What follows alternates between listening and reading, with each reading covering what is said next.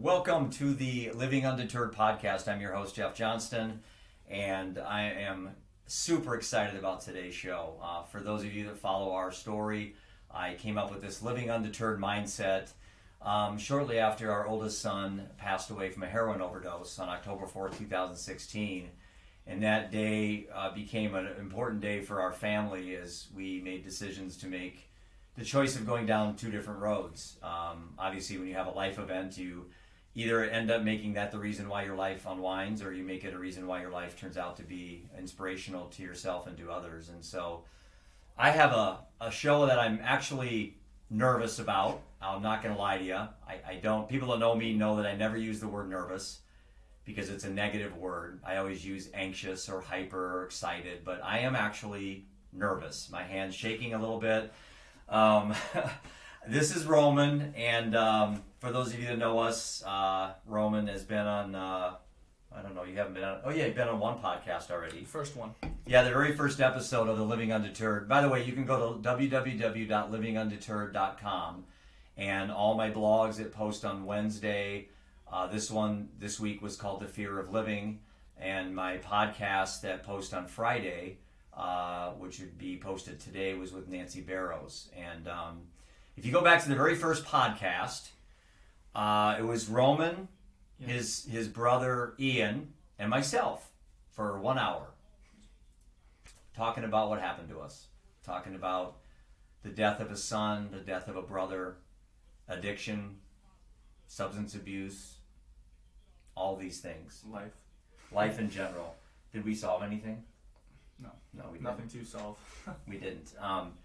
So today I'm going to talk about something that Roman and I'll be honest with you, Roman brought this to my attention, obviously, and he was adamant about designing a show on this topic, and we went back and forth, and we thought, I think the objective of today's show, Roman, and I'm not going to talk to the camera, I want to talk to you.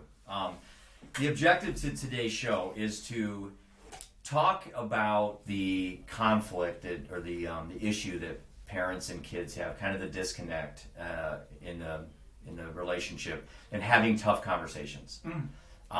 Whether it's mom and dad talking about a divorce, or talking about some other thing that happened in their marriage, or something difficult, or the children going through, sexual questions, drug abuse questions, grades questions. I'm glad you said that, because it's both sides. It's the parents coming to the kids and the kids having to come to the parents.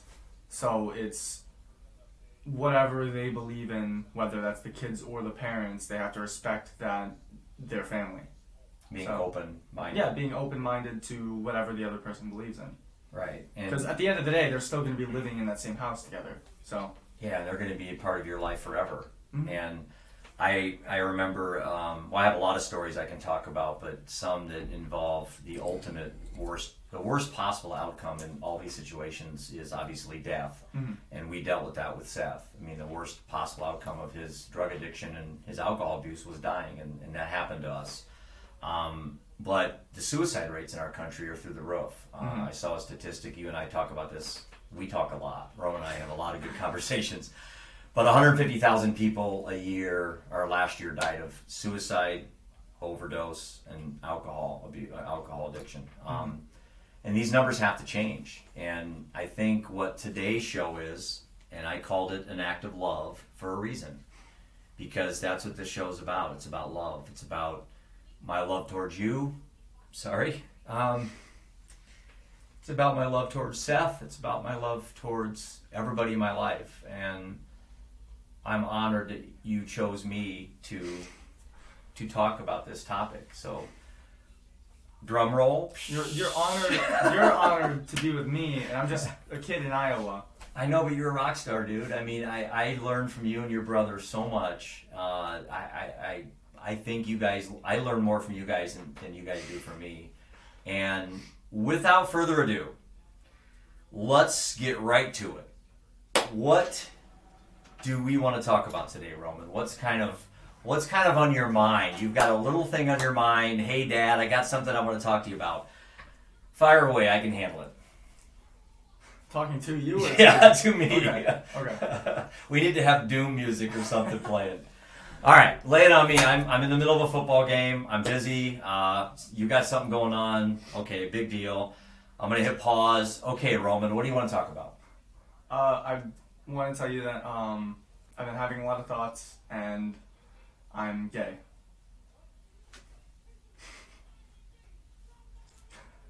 Okay. Okay. You're happy. That's good for you. I'm happy. I'm very happy that you're happy.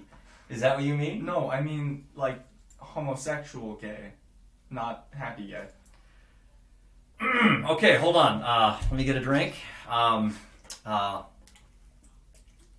don't drink alcohol, but I may start. But, okay, so there you go. That's how it went. That's how our conversation went. Give me a hug, brother. I love you. I am honored and lucky to have a son that had the courage to make me the first person that he told. And your older brother, Seth, is so freaking proud of you, man. He is. He's so proud of you. Gay. Okay. Wow. I'm a heterosexual male. Okay. I think I need a lot of learning to do. When you told me that you were gay, and for people watching this, our immediate circle of friends, when this gets on social media, some probably are going to say, well, I always knew, Jeff, but I didn't want to tell you. Like it was a disease or something. You're not a werewolf, Roman. I'm not worried about you. Yeah. So, but it's like I have friends that are probably going to reach out to me saying, well, Jeff, I didn't want to say anything. It's like, okay, that's stigma number one. We need to start breaking down these ridiculous stigmas imposed by society, imposed by religion, imposed by politics. Ridiculous stigmas. This is my son. He's a human being. He's not a voter, or he's not a vote. He's not a divine intervention here. He's brought to me for one simple reason, and that's to make me a better person. And I am an advocate or a big fan of Viktor Frankl, who wrote Man's Search for Meaning, which we've talked a lot about. Yeah. And he talked about the purpose of life. What's your meaning in life? And my meaning in life is to learn from those people in my life and to give you help in finding your meaning. That's my meaning. And as a dad, when you came to me and said, Dad, I'm gay, what's the first thing I said to you? I mean, everybody listening is probably wondering, okay, Jeff, what's the first thing you said? What's the first thing I said? I love you. What's the second thing I said? I don't remember. Oh, I do. You think I can remember 8 months ago? I do. You know what I said? I said, Roman, it's okay. Don't label yourself right now. It's something you may outgrow. Yeah. I mean, how ignorant. I got to thinking how terrible of a thing for me to say as a dad. Like you have poison ivy. It's like, Roman, just wipe this off. Your gayness will go away. Yeah. You'll get back to normal. Bullshit. I'll play the bullshit card. That is your normal, dude, and I'm freaking proud of you, man. And we're going to navigate through this show. I have a guest hanging out here that I just met today, and I'll talk a little bit about how he ended up here. But I want to talk to him and kind of get another perspective. I'm adding the view from the dad. You're adding it from the child. Yeah. But before I bring Butch on. How long did you struggle with this, Roman? I have to ask you that question. I don't know if struggle's the right word. There you go. Another stigma. Let me write this down. God, I'm terrible. I'm breaking all my rules. About, I need my times right. Late 2019. Okay, so a few years ago. Yeah, late 2019. And I came out to you 8 months ago. Yeah, so around August, September-ish. Did you feel like you had to? Like, did you feel like you felt obligated to have to tell me? I didn't feel obligated to tell anyone, but I felt like it's a good thing to know. So if, let's say someone says, oh, do you have a girlfriend? And they do. Yeah, and I don't have to correct them every single time. And if they mess it up, they mess it up. I couldn't care less. But it's just a thing to let people know. And if it's a big deal to them, then that's their problem, not mine. So, because I'm not going to change. That's just who I am. So, I'm proud of you. I want to cry and hug you. I'm so damn proud of you. How's your friends been taking? I mean, again, it's not like you have terminal cancer. I can't rephrase that. I can't discuss this without sounding like I'm a typical stereotypical dad. But it's like, how'd your circle of friends take this news? You know? I'm in a lot of friend groups, but my closest friend group with like 4 or 5 friends, they were all just, yeah, okay, and continue like normal. And they make gay jokes here and then, and I'd laugh at them, and it's not a big deal because I don't make it a big deal, and I find them funny.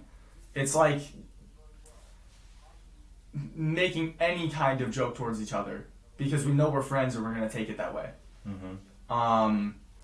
I have had a few people at my school who are strictly, I don't want to say homophobic. Cause, you could say homophobic. Well, no, homophobic is a stupid word because homo means gay, homosexual, and phobic means afraid of. So, and no one sees a gay person and goes, ah, at a gay person. No one's scared of gay people. It's just they don't accept it. Right. And so I think I don't know because I haven't looked at it, but there's probably a different word for that, not homophobic. There have been a few kids at my school who don't accept it. And like, ignorant, how's that? I guess that works. Who are just like, sort of like what you said the first time I came out to you, but almost constantly. So it's like, no, you're not. You'll grow out of it. And that's on me. Like that's not who you are. That's on me though. How? No, I mean that's on me. It's something. Yeah, No, I remember the conversation, and I've had some conversations with some adults, and I had one gentleman tell me, basically he said, you know, when my son came out as gay, I just looked at him and I loved him, and I just had this overwhelming sense of love, and I had the same thing when you came out, and I'll be honest with you, I didn't have suspicions. You kept planting the seed. Hey, Dad, I want to talk to you about something. Hey, Dad, I want to talk to you about. I'm like. You know, where do you want to go on spring break? You know, I thought it was something stupid like that, and I could tell by your persistency. And this other dad I was talking to, that their son did the same thing. You know, and he finally just said, you know, it's an act of love, and that's why I wanted to title this podcast today as an act of love. I mean, that's really what we're talking about. And you know, I wrote some things down here that to me are pretty startling. Suicide is the 3rd leading cause of death among adolescents, and gay teens are 4 times more likely than straight to commit suicide. So I bring this up because in my circle of people I know, and it gets larger because of this Living Undeterred following that I'm getting now, someone reached out to me and said, hey, Jeff, I want to tell you a story. My 24-year-old son, married with a daughter, committed suicide last week, hung himself in a closet, and I thinking to myself, well, you know, I guess why are you telling me this? I'm thinking, you know, because my son died of an overdose. He didn't kill himself, but he still died. And he said, well, I wanted to let you know that the fact he was gay and kept this a secret his whole life, that they were Catholics. The mom and dad were Catholics. And now they've left the Catholic belief structure, and now I think they're agnostic. But they're not blaming this on God. They just decided that, you know, if they wouldn't have had that barrier built up, that religious ceiling, that their child may have been able to talk to them. And since their God didn't allow that, then their child ended up denying the fact they were gay, got married basically for their parents, and then killed himself in his early 20s. That has to stop. That has to stop. I mean, there's absolutely, as advanced we are as humans, I don't care what God you believe in. If there really is a God, I can't imagine that God not caring about all of us. I just can't imagine that. And if that is a God that doesn't like gay people, then that's no God for me. That's a devil. And I'll go to my grave on that. And I'm not religious for many reasons, but that's one. Why I brought that up, I don't know. I just thought that's important, that there are these barriers that kids can't get to. And it could be religious, it could be politics, yeah. Political. Some of my best friends are religious. And it's not, I don't think it's a specific religion that I don't want to say deals with this, but goes against it. It's more of religion with certain people's belief structures. Because most people, when they think of Catholic with LGBTQ, they think that they're completely against it, they hate them. But again, some of my really good friends are Catholic. And so again, I think it's not solely a religious thing, not solely a political thing, but it also goes with whatever they are, and then the mindset of what they go behind with things. Like your mindset of living undeterred and willing to change your mind about any topic. I love that. Being able to change your mind on anything, whether that's something like your foundation, being able to change your foundation, that's a... I'm trying to think of the right word. That's a... I know what you're trying to say. It made me think of something. It's something that people should have. And again, I don't want to get off on religion. You know my position on a lot of these things. As good as many good things it does, there's also a lot of really intolerant things that come out of it as well. And one is understanding people's right to, your heart doesn't have a gender. I always say your heart, you can't control. Your heart. It's your heart, dude. You got a heart. I have a heart. But I had a conversation. It was a podcast I was listening to, and I heard this one person say he was again a Catholic, and someone said, "Well, what would you say if your son was gay?" And his response was, "Love the sinner, hate the sin." And I think that was it. And I got to thinking, my son's not a sinner. Are you freaking crazy? I mean, you can call homosexuality, whatever that is, your feelings towards another human being, as a sin, but by no means is my son a sinner. Well, what is he a sinner of? Your God, your rules, your regulations? So take that stuff and put it where you want, I guess. Are you having any people that I said were going to be doing this? They're like, oh, Roman's going to, he's going to be, you worried about your son? Is all that? And I'm like, I'm not. I'm not. I can only speak for you and Ian. I can't speak for other dads and other moms and other kids. But are you concerned that, that you took this moment and this platform to come out with these things? I feel like nowadays, you go back before like the 80s, I think it would be a different story. Even 90s, I think it would be a different story. But with how many people are comfortable with coming out now, the minority isn't gay teens or people who are not even gay teens, but just people who are in the LGBT community. They're not really seen as a minority anymore. They're just part of people, right? Part of society. The minority is the people who are against those. So if I were to get bullied at school by some kids in a class, everyone in the school, including the staff members, would be on my side. Yeah. And even if it was for something else that wasn't involved with that, I wouldn't have started anything. So even on that note, they would have to be on my side. Yeah, I think your generation is much more open and acceptable to these things, and whereas mine, and then I have our guest coming in is a few years older than me, and I think he's going to add some perspective on maybe how this would have played out had you and I done this exact same thing, 40 years ago. And I'll bring Butch in here in a second, but I'd like to kind of get his input on that as well, because he does have some background in this area, obviously, and I looked through his bio, and I think he's going to add a nice value add to this conversation. But so do you think that you owe anybody?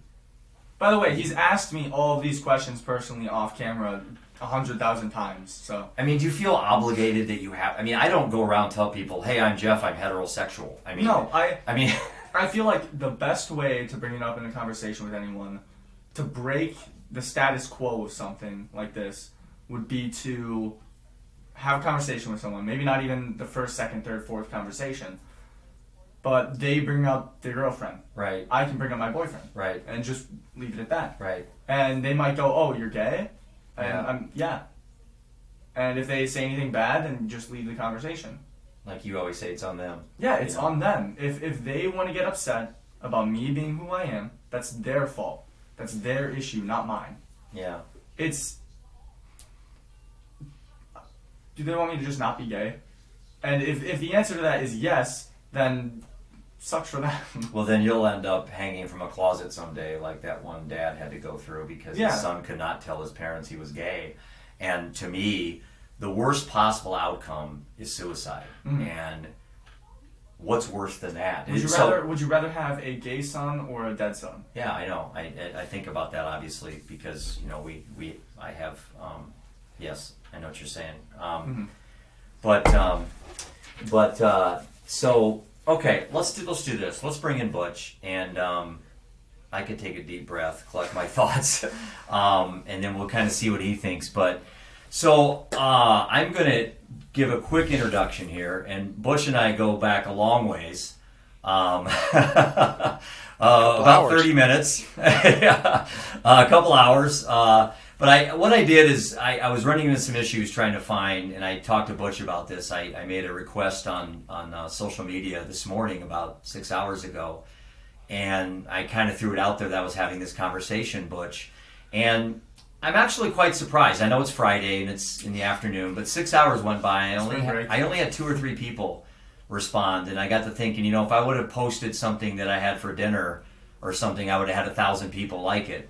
So it's like all of a sudden I mentioned gay or homosexuality and everyone kind of scurried off like they didn't want to talk about it. Well, again, I'm breaking down walls, I'm breaking down stigmas, and with that, Butch Hopkins is here, and I have your bio, Butch, but I'm going to just basically let you introduce you and maybe tell why I selected you to be here and maybe ask us a few questions. Certainly.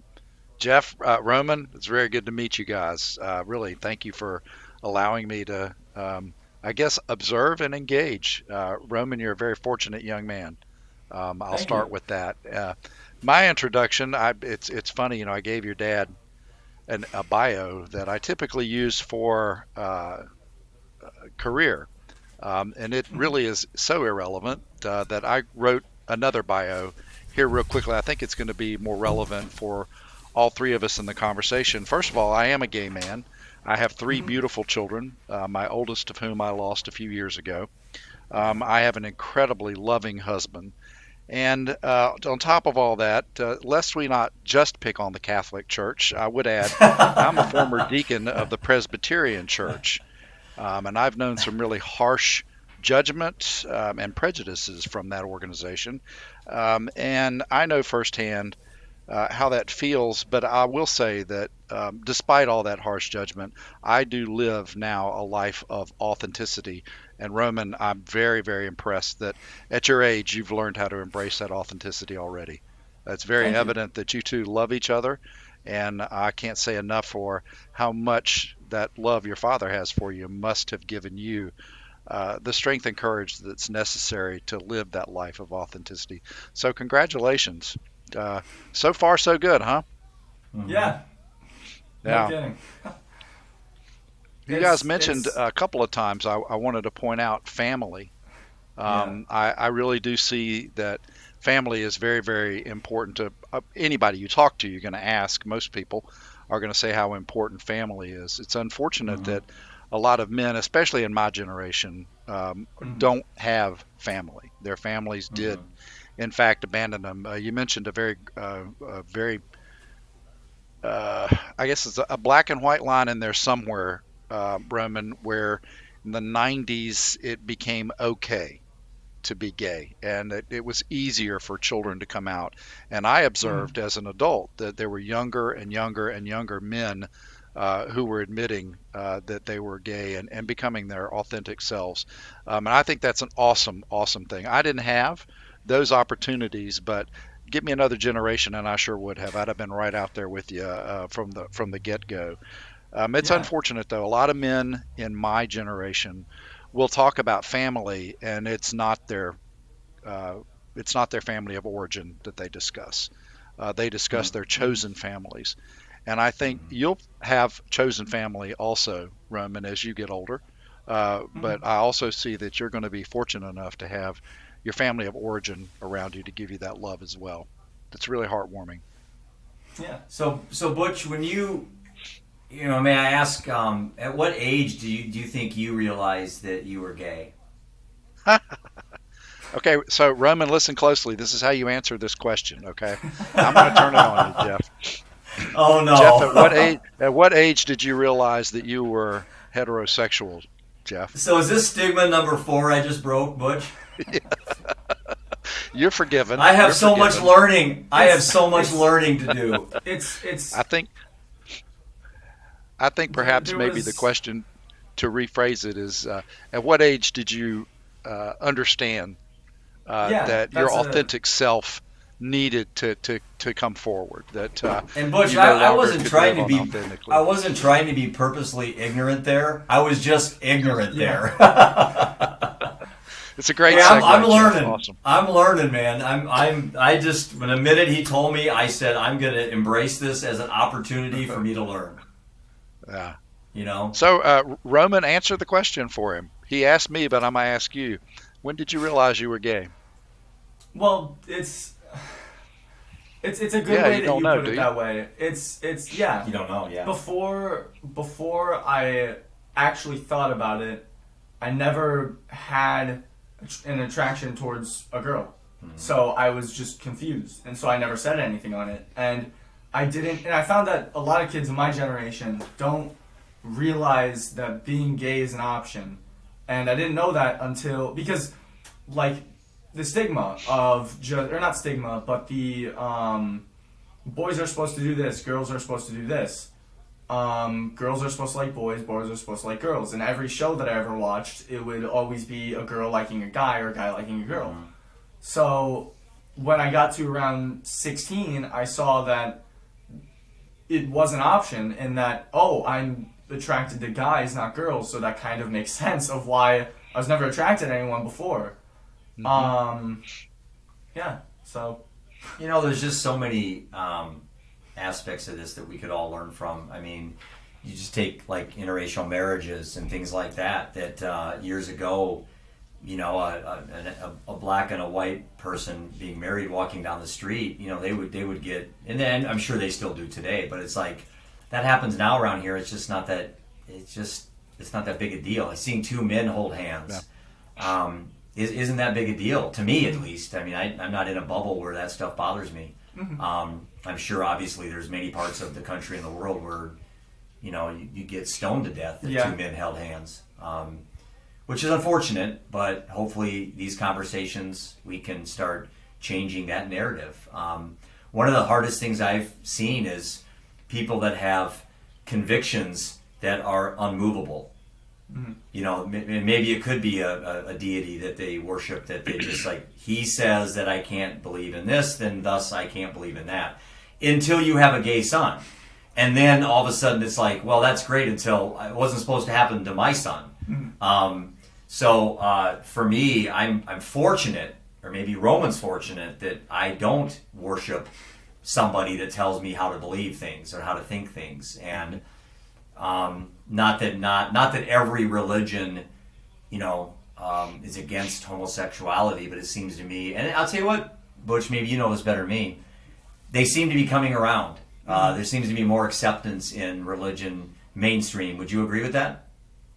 Yes, in general, I'd have to agree. There are still a lot of barriers that need to be broken through. But in general, I don't think that the average young gay man especially is going to have nearly the stigma forced on him by a church that he might have in the past. You mentioned the suicide rates too. I find it really alarming and most disappointing that a lot of the motivation behind that judgment that people feel does unfortunately come from their religion. Unfortunately, I couldn't find the statistic I was looking for, but there is evidence to show that religion often plays a role in someone's evaluation of themselves and ultimately whether or not they think that they are worth living or dying. And I think that if you look at what Roman is experiencing, that's just not applicable, and I think that's wonderful. Right. I do think it's wonderful. The unfortunate thing, Butch, to me is that it puts the parent in the unenviable position to have to pick their God or their child. Yeah, yeah. And that's not fair. Yeah, I think that happens, and certainly I can come up with anecdotal evidence that's happening. But I also see, for the most part, any parent who loves their child knows which choice to make. Yeah, I mean, I didn't have to choose. That was the good news for me. But and so again, I keep using the word learning, and that's what this is. I'm 54. The last 4 years of my life, I've had more happen than I did the previous 50. But those last 4 years have framed me and got me in a position where I'm at more peace in my life than I've ever been. And, I met a gentleman, one of my early podcast guests, that, people look at me and they think, wow, and I understand it took a long time for me to kind of to absorb Seth's death into my story. I'm not going to say get over it because I don't want to get over his death, but to absorb it into my story. But I met a gentleman by the name of Steve Grant, and Steve he's amazing. He lost his only 2 boys, Butch, to heroin overdoses about 20 years ago, about 5 years apart, Chris and Kelly. So here's a dad. He loses one son to heroin. 5 years later, his next son dies. His only 2 children. And he lost a marriage over it as well. And now he's raised over $1 million for the Chris and Kelly Hope Foundation to give money to help adolescents and kids to deal with these addiction and substance abuse problems. And that, to me, is a God. That's a God to me, a living God. And I don't even like to use that word, but that's somebody I look up to, that people look at me as being inspirational. No, someone like Steve Grant is inspirational to me. He certainly found his motivation, didn't he? Yeah. Yeah, I must say, I think you can relate to this, Jeff, and perhaps one day you will too, Roman. I thought I knew what love was until I held my first child in my arms. And then, and only then, did it hit me what love really is. And having a child, I won't take away anything from people who don't have children. Perhaps their experience of love is different from mine, but I can speak for myself. And for myself, having held each of those children in my arms, I never dreamed what love really was. I thought I knew what it was. But to hold that living, breathing being in your arms really hits home. And then, Jeff, you can certainly relate to this, and I hope, Roman, you never have to. Losing that same being is life-defining. It truly is. So, Roman, I speak again for your dad, something you already know. He's a hell of a man, and he's willing to accept who you are, and what you represent to him is being a son. That's very, very important. I can't stress it enough that being a good son means being an authentic son also. My heart is full of joy for both of you. Well, those are kind words, Butch, and I'm so sorry to hear about your son who passed away. What was his name? Joseph. Joey. Well, I'm thinking about you, bud. Thank you. It definitely hits you in the face like a bucket of ice water, doesn't it? It does, but as the gospel tells us, and I'm not one to quote gospel, we're here for the living. We learn and we continue to live. So at the risk of sounding redundant, Roman, you got a great dad, and Pops, you got a great son there too. Well, I appreciate it. I guess, what advice would you give, Butch, to men and boys and girls that are considering that this may be a road that their heart will take them? What do you recommend to, I guess, two-part question. What do you recommend to the kids out there that are eventually going to be the next, Butch and Romans, and then those parents that, haven't had this happen yet? How do you, tell them to kind of be prepared for life to throw things at you. You got to learn to go with the punches, and deal with things. I tell you what, it took me a while to come around to this. Roman, you may already be at this spot. I really do think that being gay is the best thing that ever happened to me. And I think that would be the message I would tell any young man or young woman who perhaps is struggling with whether or not they want to disclose their identity, especially to their family. It would be that it truly is the best thing that will ever happen to you. Best thing. I like that perspective when you said. I'd probably say the same thing. I'd say the same thing to a parent too. Yeah, Jeff, it's the best thing that'll ever happen to you. Your son coming out, the best thing that'll ever happen to you. Yeah, I appreciate that insight. And like I said, I'm fairly new on this journey, but I was given the opportunity to learn how to grieve with many things, and I've so far been able to find something inside of me to help me work through these things. And not that I have to work through what he's going through, but as a dad, it's like my concern is more how society will treat Roman. I'm not worried about Roman.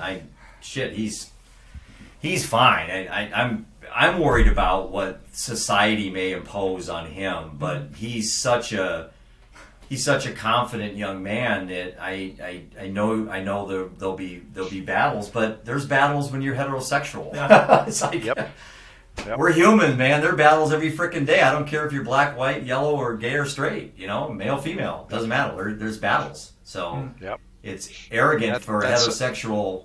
Go ahead. No, you're hitting batting 1,000. You're absolutely right. Everybody has battles.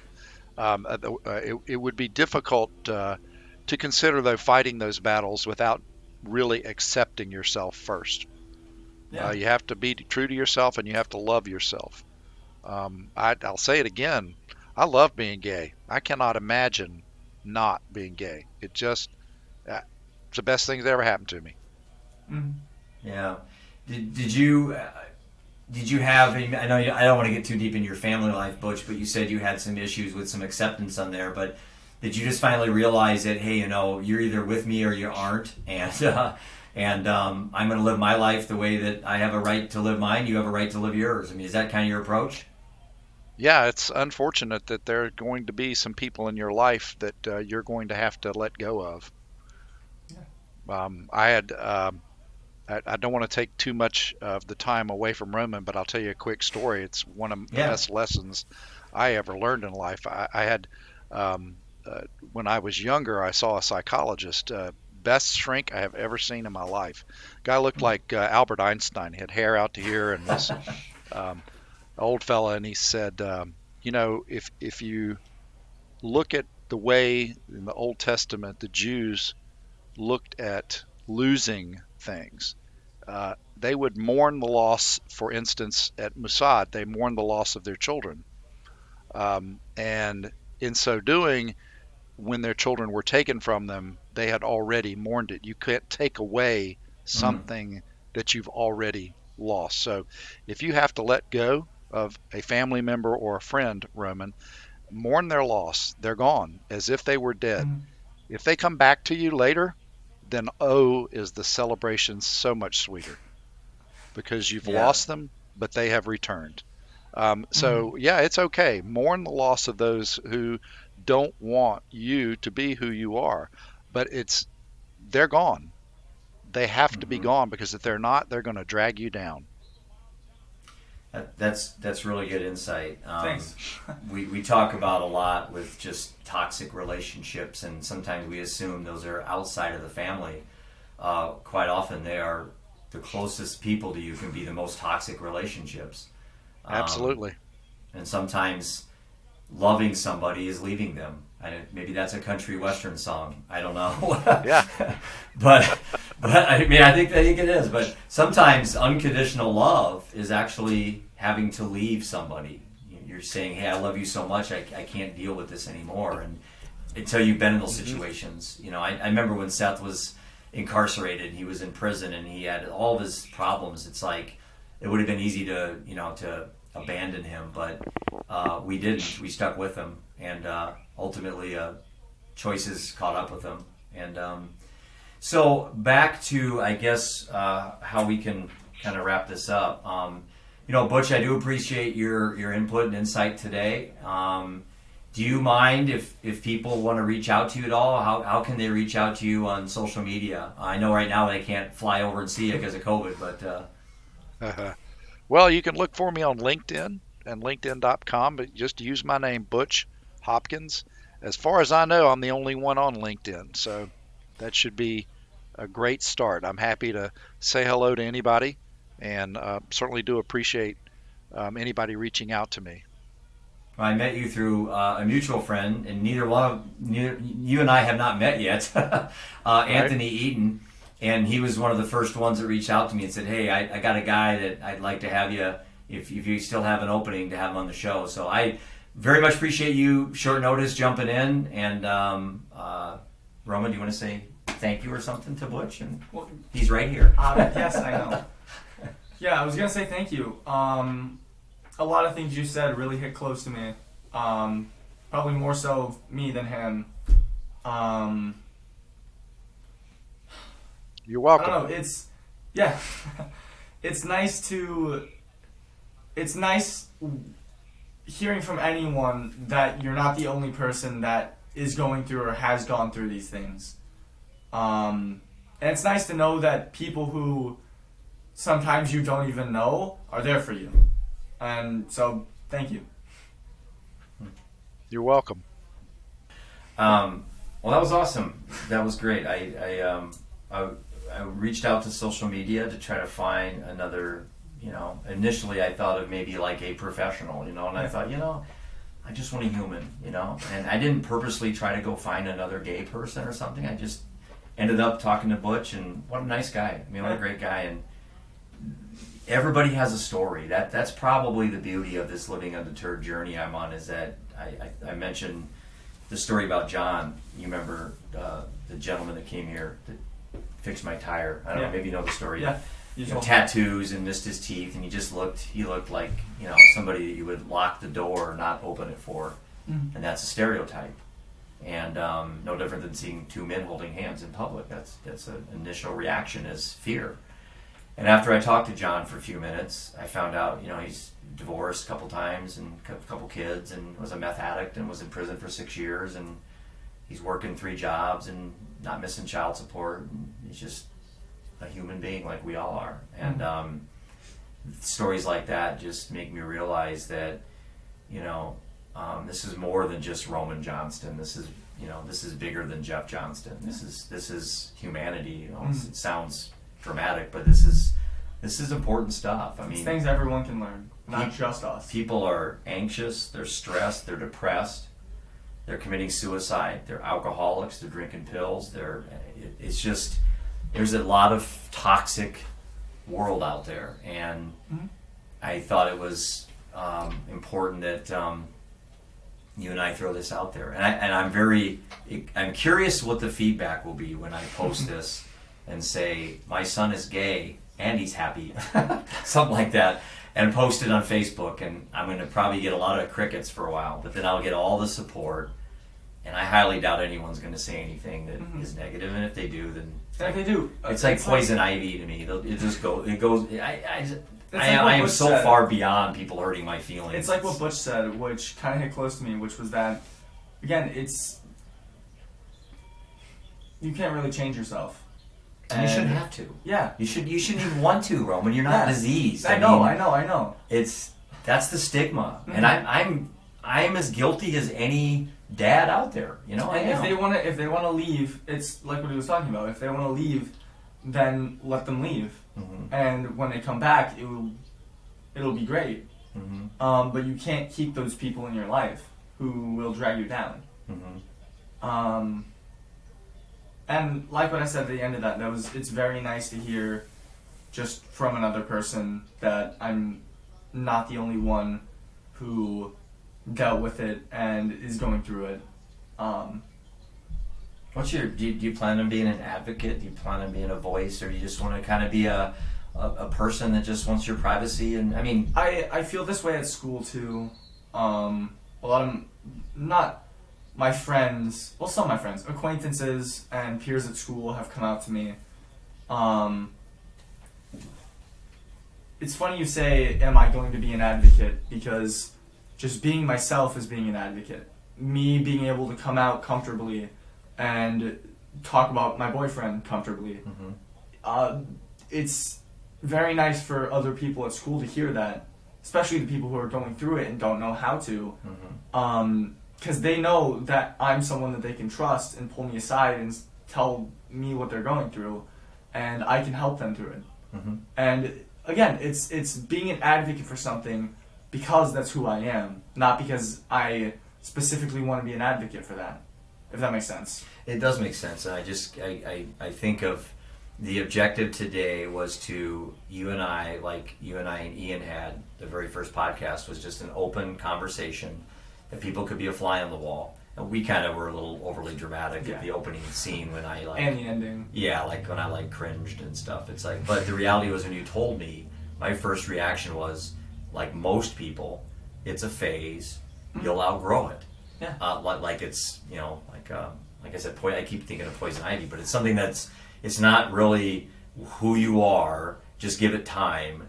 It's, it's like, I think one time I said homosexuality doesn't have a driver's license age. It's like, all of a sudden at 17 you can't be, but 18 you can. It's like, these are just Bronze Age stereotypes that we have to start as a society if we want to increase overall well-being. We want to stop the suicide, reduce the suicide rates. We want to get kids off of drugs. We want to get kids off of Xanax and Adderall and all these things that we keep prescribing to kids to fight their anxiety. Well, why in the hell do you think they have anxiety? They have anxiety because they're human beings and they can't tell people that they have problems or challenges. Homosexuality is not a problem. It's a challenge that you have to work through, the ridiculous boundaries set by society. That's the thing. Look at parents and look at teachers at school, where they'll say, no matter what you say, we'll be comfortable with it. You can talk to us. But some of those things you can't talk about just because it's so personal that some people just can't talk about it to other people. Right. And to some people that have high anxiety, that could be you being gay. Right. Or transgender, or anywhere in any kind of anything. I don't know what I'm trying to say. You know what I mean. Well, I know, because, people watching this, you and I have had deep talks till 2 a.m, just on all different type of topics. We have just a ridiculously open relationship. And I saw a couple comments. I always follow people and I see things people post, and somebody said something like, some comment about my son suffers from ADD. And I thought to myself initially, the fact that you would post something like that your son is suffering. ADD, I have it full blown, you guys know. And my staff at work, they don't think it's that bad. They exaggerate immensely about my ADD. But to say that my son suffers from ADD, shame on you, Mom. Shame on you. Your son doesn't suffer from, he was blessed to be ADD. You have to make him feel that way. And shame on you to say my son's gay and he suffers from homosexuality or he suffers from this and that. It's like, nah. Suffering is a word that we need to change the narrative on. Suffering's mostly a choice, and unfortunately people that want to start labeling people, they're choosing that label for somebody. You're Roman Johnston. You're my son. You're not my gay son. Seth's not my dead son, and Ian's not, the other son.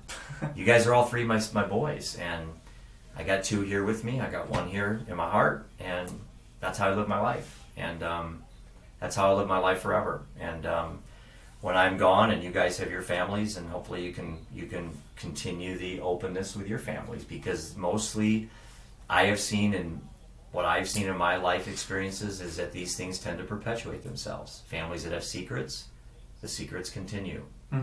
Grandma was an alcoholic, but we didn't want to talk about it. Your grandpa, he did something really bad, but we don't want to talk about it. Why don't you want to talk about it? When are we going to stop this ridiculous narrative that we've created, this glass house that we all propose to live in. It's like, we all have problems. You have challenged yourself by confronting this and admitting something that you believe and feel like you are. Mm-hmm. That's just the beginning, dude. You got other challenges coming behind you that you don't even know about, that don't involve sexuality. Yeah. That involve death. They involve other things. But well, anyway, do you have any last words you want to say, Roman? Like you're going to the execution chamber, but do you have any other things you want to say? I had something. I have one thing I want to cover here real quickly. ADHD kicked in. Oh, it is. Where's my phone, Molly?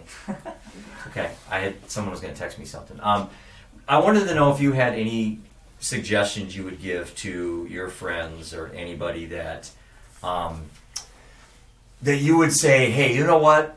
You don't have to go shove it in your face to your parents, but if you really want to have these talks with the people that supposedly claim they love you the most, more than anyone on the planet, how do you recommend someone go talk to their parents about this? I think for someone who isn't comfortable talking to their parents, I'm very comfortable talking to him because I've had these kind of talks before I came out to him. So I knew if I came out to him, he wouldn't kick me out of the house or just flat out not accept me. If you believe coming out to a parent or friend that won't accept you, ask them before anything else, do you love me? Because it sets them back on themselves to say, no matter what you say next, to accept you for it. So you can say, do you love me? And your parents should say yes. If they don't, then that's a problem in and of itself. Yeah, exactly. If they say yes, you can say anything after that and feel comfortable with it, because now you can tell them whatever you said after that, obviously you don't love me because of this. You don't accept me for being who I am. How sad is that? Yeah. I mean, how absolutely unfortunate that a parent would even have to even consider that they have to make a choice over something other than their child. I mean, I don't know. It's something we need to fix in society for sure. And hopefully that this conversation you and I are having, and I would assume the input we'll get after this post on social media, I wanted to be very careful not to make this like a big announcement or anything, because you and I have already had, we already know, and people in our immediate close circle already know as well. Yeah. But there's going to be people watching this that know you very well, that didn't know this, that will be coming to you, and I anticipate 99% of all the feedback very positive. I just do. And no, in all seriousness, I'm honored for you have given me the opportunity to be a better man, to be a better dad. I'm honored to be, for Seth to give me an opportunity to be a better dad, a better man, and for Ian as well. And for anybody in my life, I'm honored to be learning from everybody. Even Butch, I didn't know Butch, and now I do. Now I have a friend that you have a friend you can call and talk to if you have issues as well. He seemed like a pretty well-grounded guy. Yeah. So I have a couple things I wanted to read. One is from my mom and dad, Dave and Jerry, and they are the greatest, I know, I'm sorry. The greatest influence in my life have been my parents, and I learned so much from them, and I learned to be open-minded. That's what I learned, not to be closed-minded. And my dad being a doctor, he's got a lot of experience with living and dying and loving and learning and all these things, and so I lean on my dad. He's 87, and I talk to him continuously all day long, and they've got their own challenges at their age, and they're looking at an opportunity for them to embrace their position in their life and stuff. So anyway, I love my parents immensely, and I don't tell them that enough. I'm gonna cry. But my dad said, Roman, thank you for being you. We are so proud of the young man you have become. Keep chasing your dreams, Grandpa and Grandma. And that was from them. I could have got 100, but I only got 3. So I reached out to some people, unfortunately late, and I didn't have a chance to get a hold of them. 6 hours. Yeah, so. but you know everybody. And I got this from your brother, Ian. Ro, I am so proud of you. To speak up on this topic shows your courage and confidence. I'm happy for you. You still are a better putter than me. I made that last part up. No, so your family, and I know your brother Seth is would have been very proud of you too. He would have been very proud of you that you're willing to talk about these things, and if people don't understand, that's okay. Yeah. If people judge you, F them. Yeah, That's kind of what I want to say. If people judge People you don't have to for- understand you, but they should respect you, and if they don't, then I have no time for people like that in my life. If they don't accept it, then again, like I love saying this, it's their fault, or it's their problem for not accepting it. And I just got this text from a good friend of mine, John Statmuller, who's become a good friend of mine. He's actually in the book, and a friend lately. I mean, I've only known John for a short while, but I asked him I think I said a sentence or two, and he said, I'm going to read this. I'm not ready yet. This is raw and unedited, but we're reaching the time frame to end this just about. So, Roman, I've never met you. I've seen pictures of you and your brothers. I've read about you in your dad's book. I heard you speak and sing on your dad's podcast. I've heard stories about you directly from your dad. I consider your father a dear friend. He's also one of possibly the most influential and inspirational role models in my life. That all said, he's going to need to make some room at the top of my role model ladder because, dude, despite never having met you, you may have just taken his place. That's awesome. I'm honored to know that your dad will be reading this to you for the first time, and I feel blessed anticipating the inspiration I'll be drawing from you in the years to come.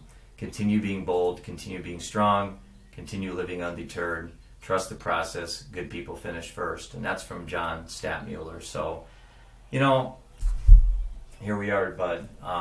Thank you for everybody for being open-minded, and for those that are offended for what we talked about today. I respect, and I feel sorry for you. I'll be honest with you. I hope that you can learn. Well, if not, when you have people come to you, trusting you with important things, hopefully you can be open-minded as well. If not, then whatever. But I have a feeling, Roman, people are going to want to reach out to you. Yeah. And I don't want you to give your cell phone number out, but do you mind giving an email contact if people want to reach out to you? Yeah. You don't know your email? Well, I don't want to use my school email. Oh, so. Good idea. Or do you want to give maybe social media platform information? And I'll have it posted too as well. Yeah. But, if there's going to be somebody watching this that's maybe not going to want to go to mom and dad right now, maybe they want to go to you first, Well, with that, I love you, and me too. This is just the beginning, and I'm proud of you, and I have a suspicion that you're going to be asked to speak about this many times in your life, and knowing you as long as I have as my son, I know you'll be undeterred, and you'll have your tough times. Just 2 nights ago I sat on this floor crying. I was trying to write something, and I thought about Seth, and just right here I lost it, and I reached out to Steve Grant. So you're going to have moments where things are going to hit you, and I know you got one person that you never can be afraid of coming and talk to, and that's me. And definitely your brother and your mom as well. Yeah. We haven't talked a lot about mom, but she's definitely a huge fan of what you're going through as well. So give a shout out to her. But anyway, so with that, I'm going to wrap the show up today. I want to thank Butch Hopkins for spontaneously becoming a featured guest today. Nothing was rehearsed today.